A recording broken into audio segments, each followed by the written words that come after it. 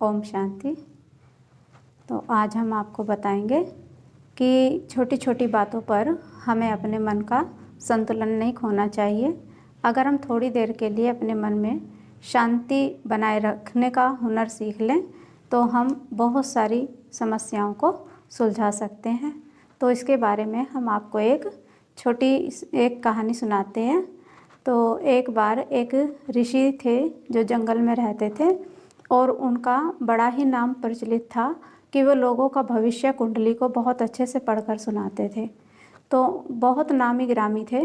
तो एक बार उनको यह बात राजा तक भी पहुंच गई और राजा ने भी उनको अपनी कुंडली दिखाने के लिए अपने मंत्री से कहा कि जाओ आप उन ऋषि के पास जाओ और जाकर उनको लेकर आओ, हमें भी उनसे अपना कुंडली जाननी है, भाग्य जानना है। तो मंत्री जाते हैं और ऋषि जी को जाकर कहते हैं कि ऐसे ऐसे राजा साहब ने आपको बुलाया है, महल में बुलाया है, दरबार में बुलाया है और आपको चलना है। तो ऋषि उनकी बात को सुनकर राजी हो जाते हैं और उनको सम्मान सत्कार सहित जो मंत्री थे वो लेकर आते हैं। जब ऋषि महल में आते हैं तो राजा उन्हें देखकर खुश हो जाते हैं और उनका बहुत ही आदर और सत्कार करते हैं।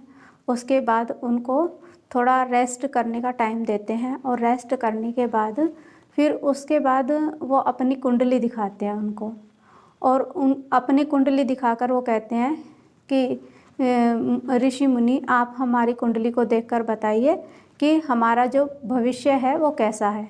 तो वो कुंडली को देखने बहुत ही अच्छे तरह से देखते हैं और बताते हैं कि राजन आपका भाग्य बहुत ऊंचा है, आपकी जो कुंडली में दिख रहा है तो सारे काम आपके बहुत बहुत अच्छे अच्छे होने वाले हैं।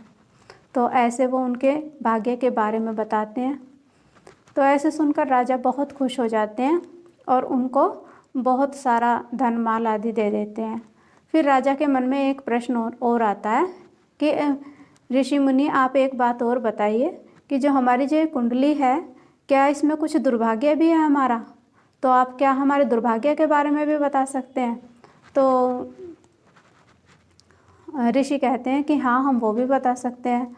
तो फिर वो देखते हैं उनके दुर्भाग्य के बारे में। तो कहते हैं कि राजा साहब आपके भाग्य में ऐसे तो बहुत आशीर्वचन है, लेकिन दुर्भाग्य की बात ये है कि आप शीघ्र ही मृत्यु को प्राप्त करेंगे।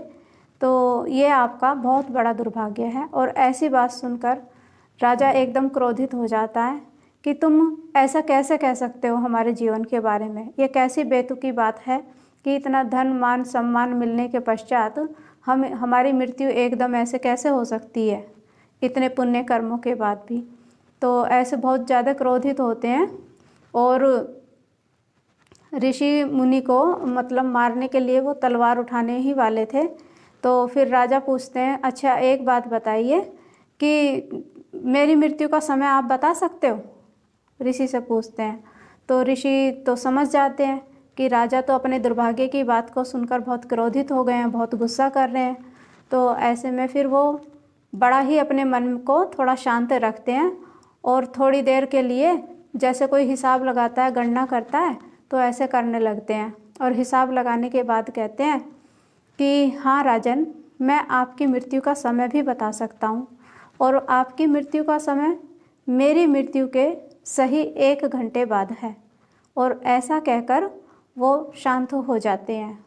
तो देखो कैसे हुनर से और एकदम क्रोधित ना होते हुए राजा की बात को सुनकर जो ऋषि थे उन्होंने इस समझदारी से और मन की शांति को बनाए रखने से अपनी जान को बचा लिया। और राजा उनकी बात को सुनकर खुश हो जाते हैं कि इसका मतलब मेरे पास काफ़ी समय मेरा जीवन है।